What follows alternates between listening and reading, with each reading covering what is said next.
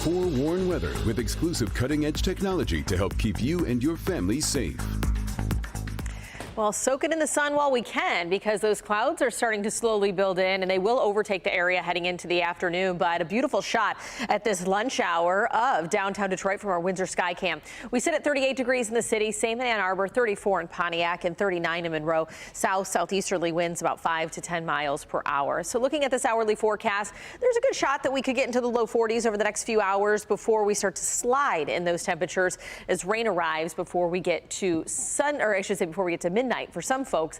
A lot of us dealing with this before we get to daybreak tomorrow. So here's a look at that timeline for you. So we'll be into the 40s throughout the afternoon. Otherwise, as I stop the clock right around midnight, you see that rain creeping in from the south. We're all well above the freezing mark at that point, so any precipitation will be rain, staying that way around 4 5 a.m. with some scattered showers across the area. Now I'm going to stop the clock at 2 o'clock tomorrow afternoon, because this is where it gets a little dicey.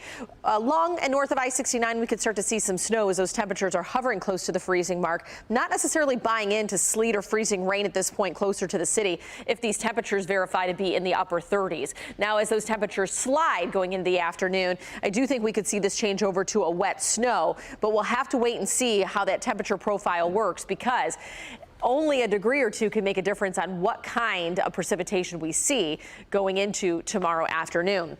And so if you get a temperature inversion that's a little bit greater aloft, that could lead to freezing rain. But I think if anything, we'll see either a wet snow or sleet out of that. Counting down the days real quickly, 49 days until we're officially into spring. But we get a couple little tastes of some spring-like conditions with the showers tomorrow. And then we'll be back in the 40s on Groundhog Day, taking that into early next week, then sliding back to more seasonal 30s by the middle of next week.